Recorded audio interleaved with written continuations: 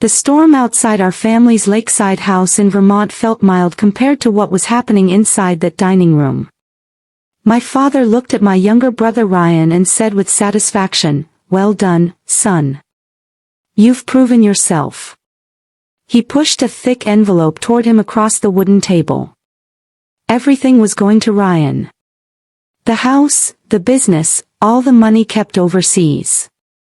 I sat there quietly, 34 years old but feeling like a child again. My hands felt cold as I pressed them against my pants, trying to stay calm. Ryan wouldn't look at me. His mouth was tight, eyes down. My stepmother played with her jewelry, staring at the floor. Then my father turned his attention to me. "As for you, Sarah," he said with disgust. "You've always lived in fantasy land. Too soft and caring to make it in the real world." My heart sank.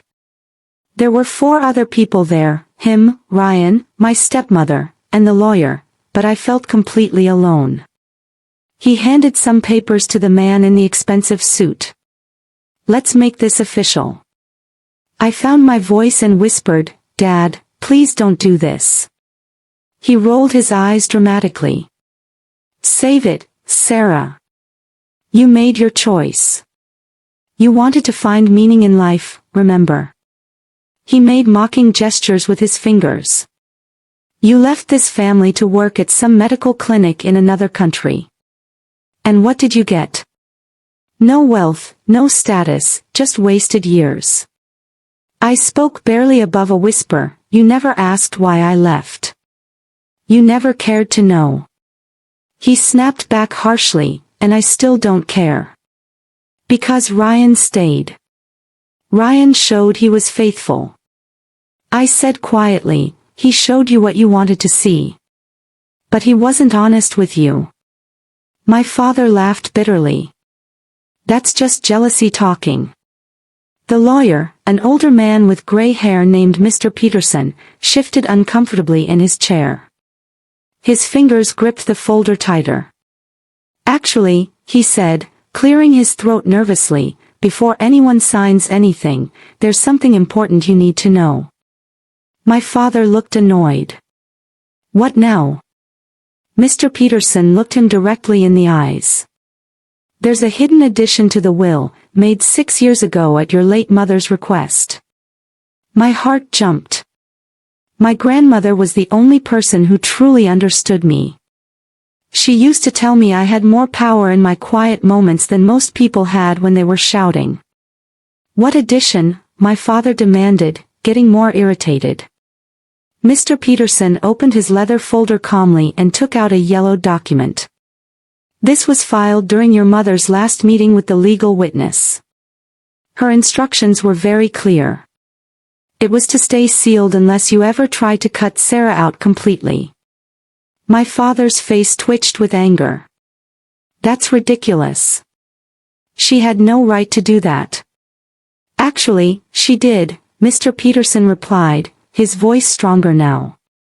"She kept 51% ownership in Lakewood Holdings until she died.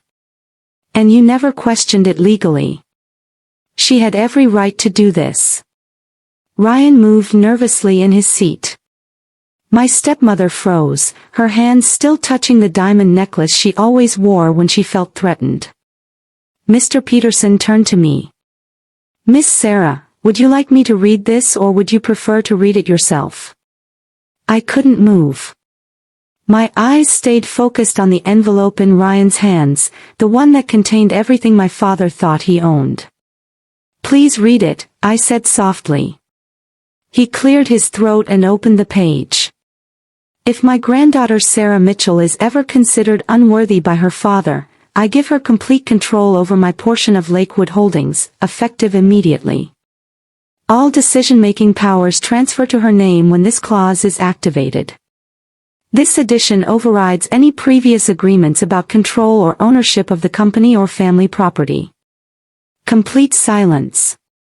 Only the sound of rain hitting the windows, gentler now, as if even the weather was holding its breath. "What does this mean?" my father shouted. "It means," Mr. Peterson said, looking at me, that your daughter now owns the majority of shares. Nothing you sign today can change that. My father jumped up from his chair. The chair scraped loudly against the floor. This is crazy.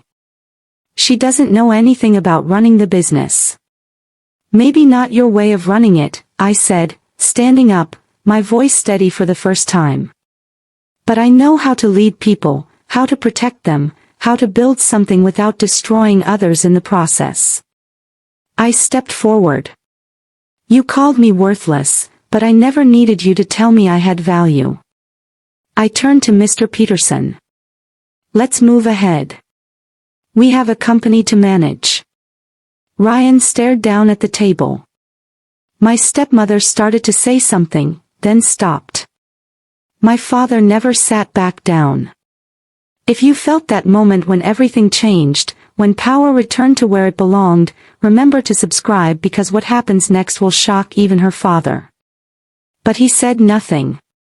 He just stood there, silent and stiff, as the world he thought he controlled crumbled around him.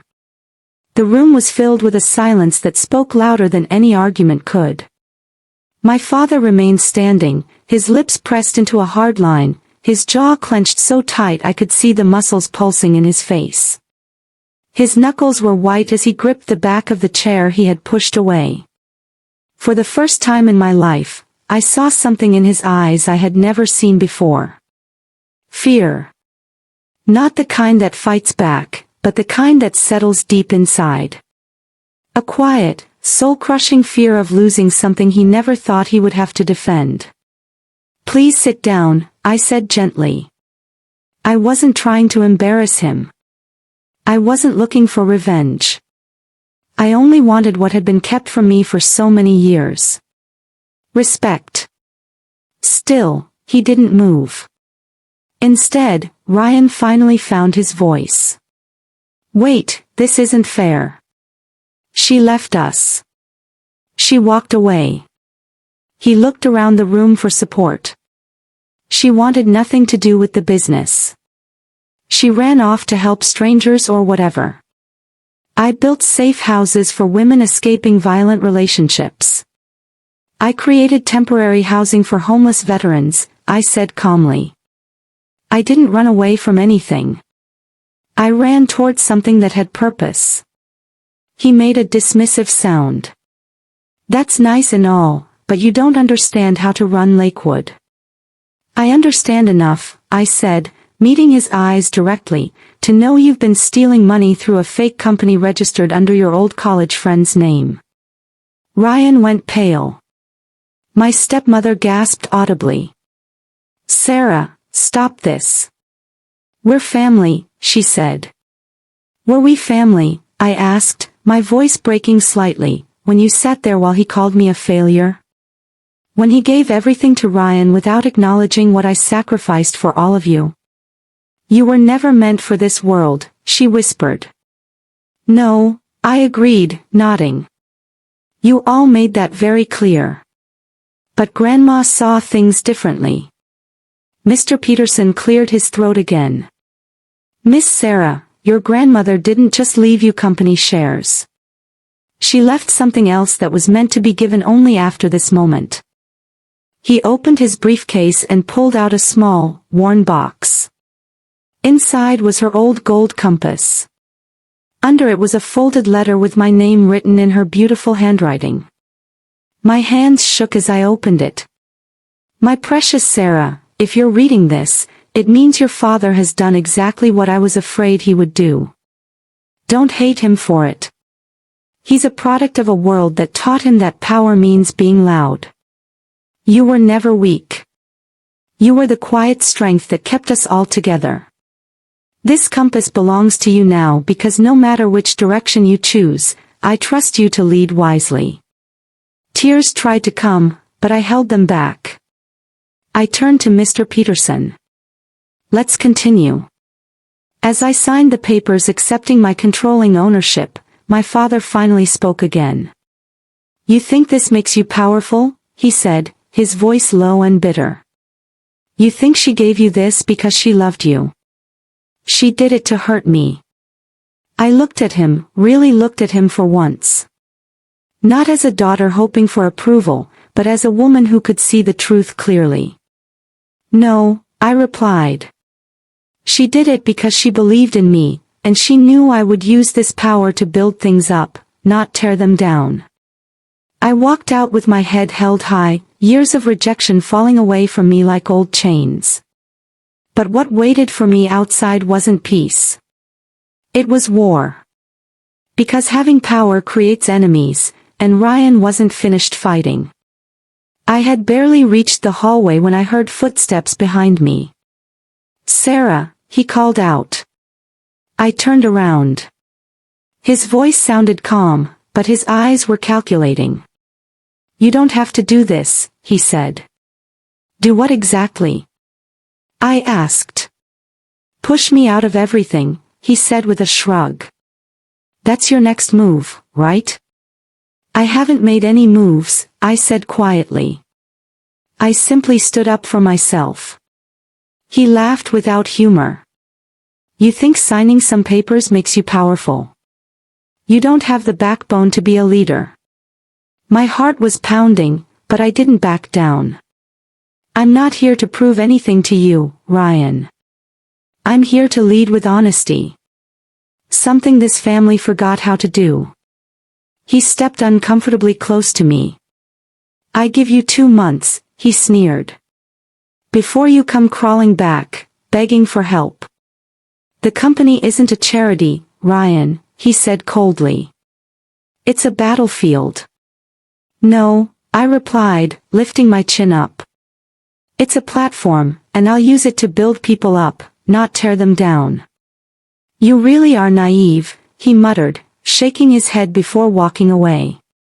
But something about how he left bothered me. His clenched fists, the rigid way he held his shoulders. This wasn't him giving up. This was just the beginning of something bigger. The next few days felt like watching storm clouds gather. Word spread quickly. Sarah Mitchell was back, and this time she wasn't just visiting. People whispered my name like it was part of a ghost story. Some were hopeful, others were scared.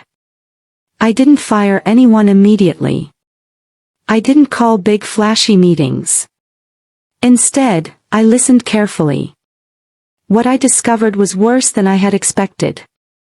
Different departments were turned against each other on purpose. Promotions were given based on loyalty to certain people, not on merit or skill. Employee exhaustion and burnout were completely ignored. This wasn't a business anymore. It was like a kingdom where someone ruled through fear. And Ryan had learned everything from the king himself. One afternoon, I walked into the employee break room. All conversations stopped immediately. "Please," I said, raising my hand. "You're on your break. Stay seated. Keep eating." A cleaning lady named Maria stood up slowly. "We weren't allowed to sit down if Mr. Ryan came in," she said quietly. I was shocked. "That change is starting today." Her face softened with relief. That evening, I stayed late going through financial reports. I found 3 budgets that had been misused, a suspicious deal with a questionable supplier, and a list of employees who had been fired after raising legitimate concerns. This wasn't just poor management. This was corruption. If I didn't act quickly, I would be blamed when everything fell apart. The next morning, Ryan stormed into my office carrying a thick folder. "You want to be the CEO?" he snapped angrily. "Let's see if you can survive this." He threw the folder onto my desk. Inside were screenshots, emails, and photographs. "These are fake," I said, looking through them. "Can you prove that?" he smirked. "Do you really want to destroy me?" I asked. "I want what belongs to me," he hissed. "You were never supposed to win this." I stood up slowly. "I don't want to win anything, Ryan. I want to fix what you broke." "I see power," he sneered. You see weakness. Then he turned and walked out of my office. I realized this wasn't sibling rivalry anymore. This was war. But I had something Ryan didn't have. I had the truth on my side. Within 2 days, headlines started appearing everywhere. New CEO accused of charity fraud. Family fight at Lakewood Holdings. Sarah Mitchell, legacy leader or dangerous liability. It didn't matter that the accusations were completely false. The public didn't wait for truth. They reacted to drama. My email inbox filled up with crisis management alerts. My phone wouldn't stop ringing. Shareholders were panicking. I had barely started, and I was already losing credibility fast. I told myself to stay calm and focused. But late one night, alone in my office, I finally broke down. Not loudly or dramatically, just quiet tears while curled up on the office couch. I wasn't crying because people didn't believe me. I was crying because maybe, just maybe, my father had been right all along. Maybe I really wasn't cut out for this kind of responsibility. Then I heard a soft knock on the door. I wiped my eyes quickly. The door opened anyway. Maria stood there holding a paper cup of coffee. "Thought you might need this," she said kindly. "You didn't have to do that," I whispered. "You looked like you needed it," she said, walking into the office. No one ever brought me anything when I cried in this room. So maybe someone should break that pattern. Something inside me cracked again, but in a healing way this time. "Thank you," I said gratefully. She sat down in the chair across from me. "Miss Sarah," she said gently, "do you want to know the real truth about your family?" I looked up, not sure if I was ready. She nodded knowingly. "I've worked here for 28 years. I've seen more than most people, and I've seen what they try to hide." "You always looked me in the eye when you spoke to me," Maria said gently. I couldn't speak because my throat felt tight. "You might feel alone right now," she continued, "but you have something they will never have. Loyalty that was earned through genuine kindness." I tried to steady my breathing. "Why are you helping me?" I asked. "Because someone once helped me when no one else would," she smiled warmly. "And because this company doesn't need another king ruling through fear. It needs someone who can heal what's been broken." The next morning, I walked into the boardroom with quiet determination. I let them speak first. Accusations, doubts, demands that I resign immediately. One shareholder even threatened to sue me personally. When they were finally finished, I stood up calmly. "If anyone here can prove those documents are real," I said clearly, "I'll step down today without any argument." Complete silence filled the room. Then I placed the original financial reports onto the table, showing evidence of Ryan's financial crimes. Secret payments, illegal side deals, money laundering. Then I turned on the projector screen. Security footage began playing. Ryan entering a locked office, plugging in a USB drive, transferring files illegally. The timestamp matched exactly when the forged documents were created on the computer system. No one said a word. "Truth matters," I said firmly. "But I didn't come here to destroy my brother. I came here to repair what he damaged." I turned to the company's legal counsel. "My grandmother gave me this responsibility not because I was perfect, but because I still believe in people, even those who have hurt me deeply. I'm not pressing criminal charges," I continued. "But Ryan is suspended immediately, and a complete investigation will begin." There were shocked expressions around the entire room. Then Mr. Davidson, a retired board member, stood up slowly. "I doubted you," he admitted. "I thought you were just another idealistic dreamer. But today, you reminded me why we built this company in the first place. It was supposed to be about people, not just profit and power. Just like that, the energy in the room completely shifted in my favor. Ryan didn't come back to work after that. But 2 days later, I received a handwritten letter from him. "Sarah, I don't expect you to forgive me. I didn't just want control of the company. I wanted to be noticed and valued. I always thought you got the love I never received. Maybe you just earned it in a different way. You deserved better from me." I folded the letter carefully and placed it next to my grandmother's compass on my desk. Not every conflict needs to end with someone being destroyed. Some end quietly, and some new beginnings are born from choosing grace over revenge. The office felt different now. Not quieter exactly, but more alive and hopeful. It had been a month since the boardroom confrontation. The media had retracted all the false claims against me. Some people tried to call it luck, but those who mattered could see the truth. Not because I had shouted louder than anyone else, but because I had held firm to my principles with integrity. One person, though, still hadn't reached out to me. My father. No messages, no lawyers, nothing at all. I assumed he had disappeared somewhere to feel sorry for himself and blame everyone else for his problems. Until one Sunday morning, I walked into my office early, and there he was. Sitting across from my desk, hands folded, eyes looking dull and tired. "I had to see it with my own eyes," he said quietly. "See what exactly?" I asked. "That you didn't burn everything down like I thought you would." I said nothing, just waited. He looked older and more tired than I had ever seen him.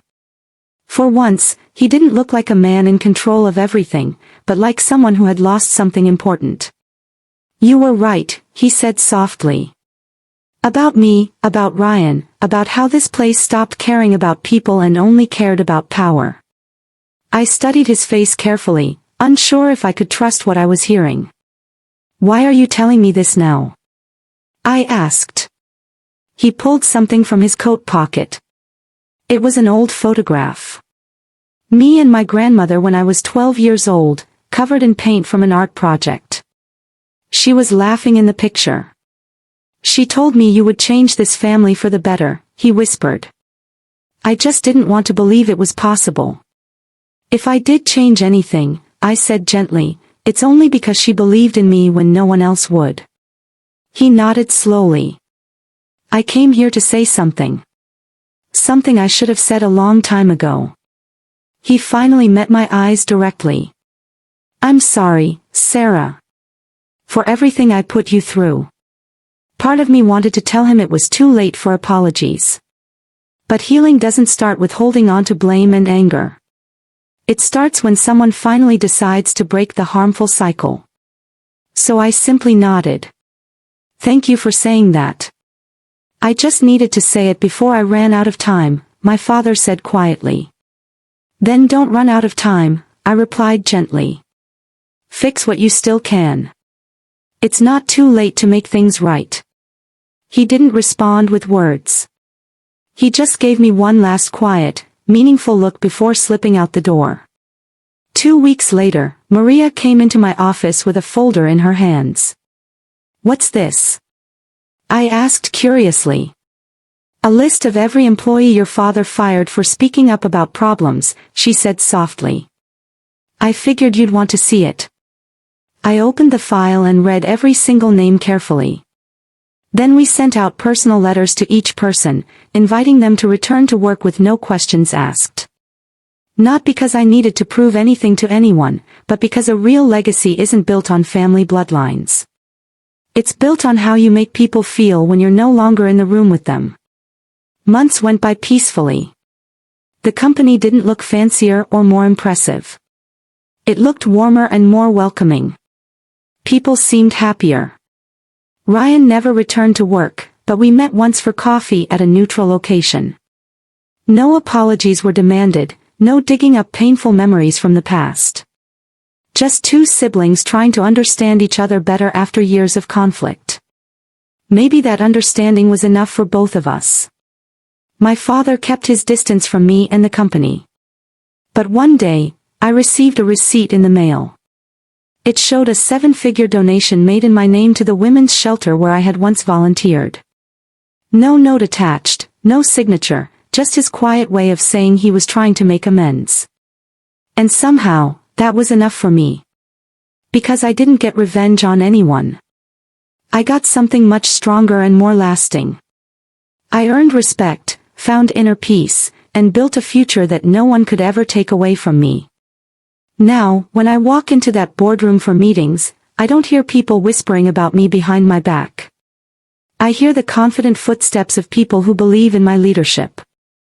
All because one day someone told me I was nothing, and I proved them completely wrong without becoming like them in the process. If my story touched something deep inside you, please drop a comment below. Tell me which part hit you the hardest emotionally. Tell me what you would have done in my situation. I read every single word because genuine human connection is what this entire journey has always been about for me. And if you're currently facing your own version of being underestimated or dismissed, please know this important truth. You don't have to shout or make noise to be heard and respected. You just have to stand steady and firm in your truth. Subscribe to this channel if you believe in healing through inner strength and finding strength through showing kindness to others. Because sometimes the quietest people end up carrying the most powerful and lasting legacies of all.